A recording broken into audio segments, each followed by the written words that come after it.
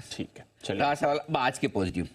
देखो पॉजिटिव में एक सबसे बड़ा पॉजिटिव जो मुझे लगता है वो मैं आपको पहले कहूंगा कि डेटा ले आइए एक बार एफआईज के और घरेलू फंड्स के जो शुक्रवार के डेटा है। एफआईज ने 1500 करोड़ की है खरीदारी कैश मार्केट में और सामने 1100 करोड़ के उन्होंने स्टॉक फ्यूचर्स खरीदे, यानी कि करीबन 2600 करोड़ के स्टॉक्स खरीदे, सामने 2000 करोड़ के इंडेक्स बेचे। सो नेट 600 करोड़ की खरीदारी है डायरेक्शनल तौर पे, जो ज़्यादा बड़ी नहीं है, और सामने 450 करोड़ की बिकवाली घरेलू फंड की है।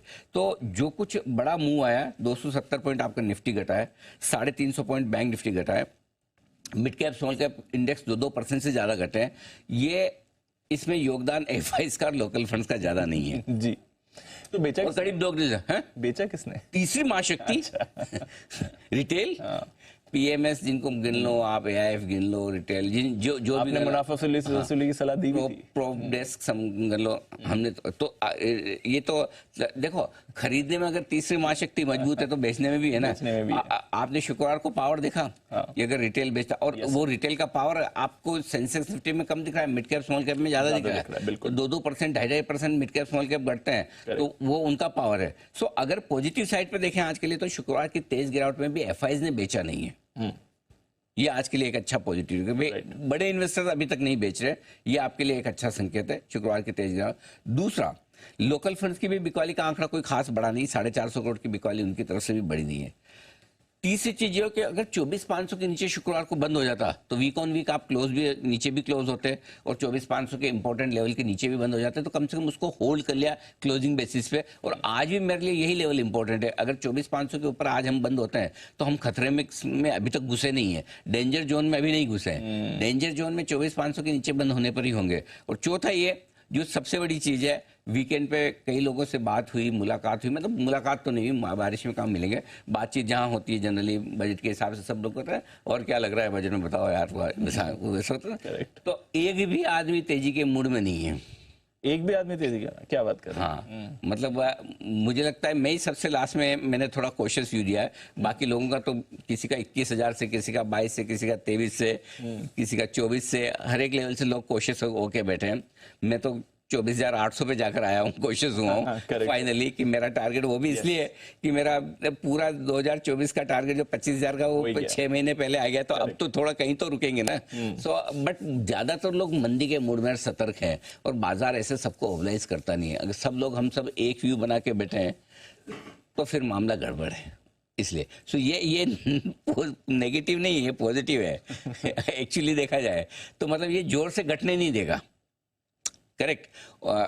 ये एक बड़ी बात। हाँ, म्यूचुअल फंड्स ने जरूर अपने कैश लेवल कम किए हैं, जो जितने कैश लेवल पे बैठे थे वो एक अलग बात है, बट अदरवाइज वैसे आमतौर पर धारणा ये बन गई कि बाजार घटेगा और बाजार फिर, हाँ, वो धारणा बनना ठीक नहीं है। बाजार का टॉप तब बनता है जब सब लोग तेजी में आए, करेक्ट, और सबको किसी को मंदी ना लगे, करेक्ट, तब अलग बात है। तो आप वो होता है ना मेरिल लिंच का जो सर्वे आता है फंड मैनेजर्स का, उस सर्वे में जब 90% फंड मैनेजर कहते हैं कि बहुत मंदी, उस समय मार्केट बॉटम करता है, और जब सब कहते हैं कि तेजी है तो उस समय टॉप कर जाता है। तो अभी तक वो वाली सिचुएशन अभी उल्टा है एक्चुअली, नो डाउट।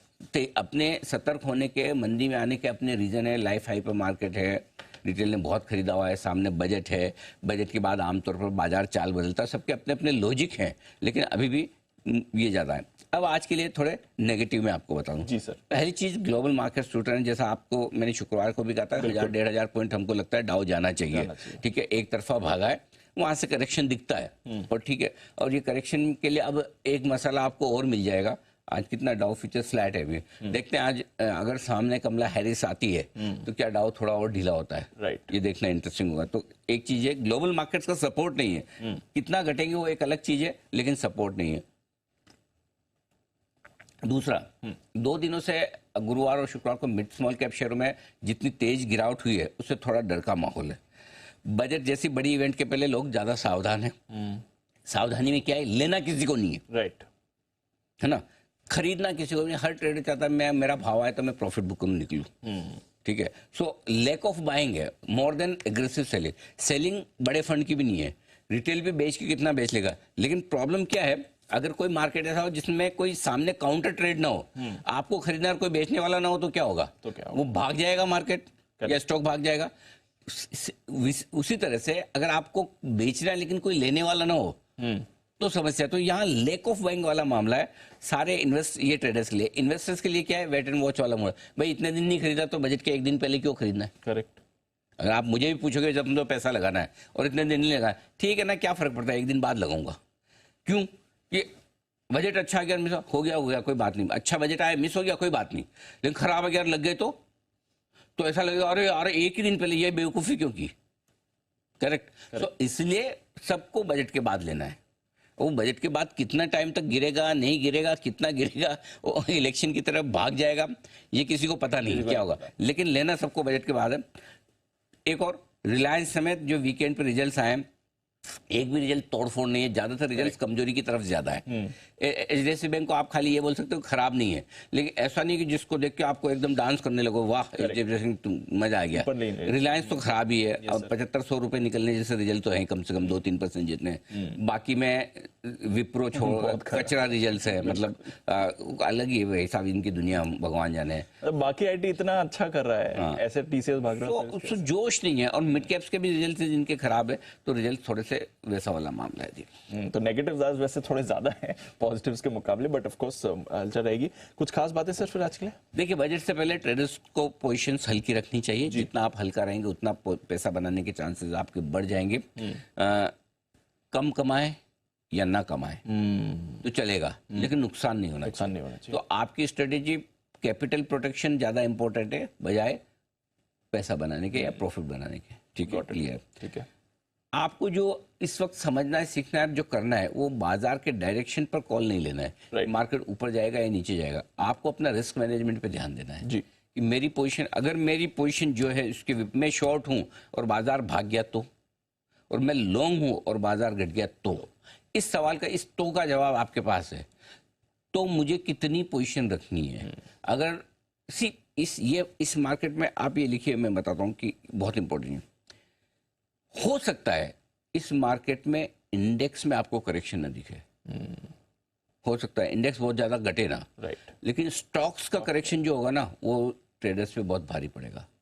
आप देखिए, स्टॉक वाइज करेक्शन का ये मार्केट है। इंडेक्स वाइज करेक्शन छोटा सा होकर रह जाएगा, आपको पता नहीं चलेगा, लेकिन कोई आपका एचएल ऊपर से 10% नीचे आ गया, कोई भेल ऊपर से 10% नीचे आ गया, कोई आपका डिक्सन, कोई आपका सीमेंस क्यूमेंस 15% घट गए।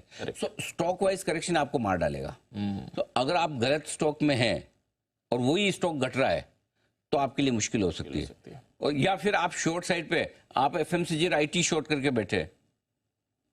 फॉर एग्जाम्पल, आप आईटी में सब लोग, आपको लगता है विप्रो भी लिया जाए, आप सही सेक्टर में भी गलत स्टॉक में हो गए। राइट। सो स्टॉक स्पेसिफिक करेक्शन ज्यादा मारेगा। इंडेक्स ट्रेडर्स को बहुत ज्यादा रिस्क अभी भी नहीं है, मैं फिर बोल रहा हूं, इंडेक्स ट्रेडर को बहुत बड़ी रिस्क नहीं दिखती। स्टॉक ट्रेडर्स के लिए रिस्क बहुत बड़ी है इस मार्केट में। और कहीं गलती से आपके पास वो खराब स्टॉक है, तो स्टॉक में मार बहुत पड़ सकती है। इसलिए रिस्क मैनेजमेंट भी दो तरीके से करना है। जिनका इंडेक्स लेवल, देखो, अगर आपने, मैं बोल दूं, आपने गलती से 24,854 पे लिया है, राइट, लाइफ हाई, कोई टेंशन नहीं, आज नहीं तो कल, अगले हफ्ते, अगले महीने, अगले साल ये तो पार करेगा ही करेगा। अगर आपकी होल्ड करने की ताकत है तो आपको भाव मिलेगा और प्रॉफिट भी मिलेगा, कोई दिक्कत नहीं। इंडेक्स तो आगे में 53,357 का आपने बैंक निफ्टी लेके बैठे हैं, करेक्ट, तब भी आपका कभी न कभी तो आएगा भाव, आएगा। लेकिन स्टॉक में आपको कितनी गिरावट देखने को मिल सकती है, कब आएगा वो पता नहीं। 9 महीने 12 महीने लगा दे, आप सेकते रहें। सो मेरा पॉइंट है कि स्टॉक स्पेसिफिक एक्शन ज्यादा परेशान कर सकता है, चाहे वो एफएनए में हो चाहे कैश मार्केट। अब आइए लेवल्स बता दूं। निफ्टी 24,150, 24,300 मजबूत सपोर्ट जोन है जी, और बैंक निफ्टी के लिए 51,750, 51,950 अच्छा मजबूत support zone. Kotak bank, HDFC और आरबीएल, इन तीन ने नतीजे पेश किए वीकेंड पे। इन नतीजों के बाद भी बैंक निफ्टी के लिए डायरेक्शन क्लियर नहीं हो रहा। एचडीएफसी बैंक के नतीजे बुरे नहीं है, लेकिन ग्रेट भी नहीं है। एग्जैक्टली। कोटक बैंक के सामने एचडीएफसी बैंक के नतीजे लगा के देखें, अरे वाह, एचडीएफसी बैंक के बहुत अच्छे लगते हैं, लेकिन कोटक के घटिया नंबर्स दिखते हैं।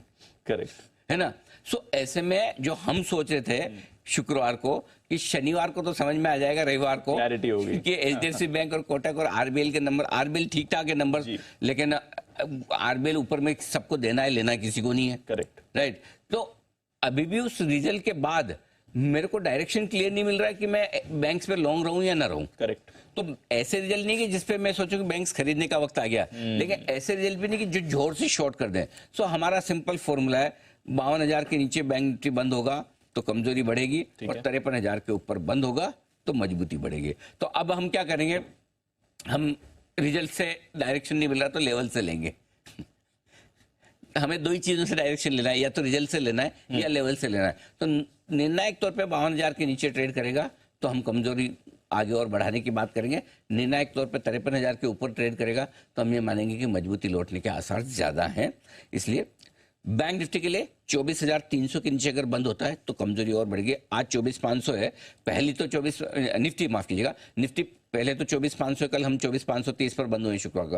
लेकिन अगर आज 24,300 के नीचे बंद हो जाता, होना नहीं चाहिए, अगर हो जाए तो मामला थोड़ा सा बजट के पहले सीरियस हो सकता है, ये ध्यान रखें। मिड कैप स्मॉल कैप शेयरों में अब भी थोड़ा सावधान रहे, फ्रेश खरीदारी आज ना करें, बजट के बाद बजट में देखेंगे। कल बाकी तो बजट पे हम सब बता ही देंगे, और बजट पे हमारी पूरी प्रोग्रामिंग, पूरी प्लानिंग तैयार है।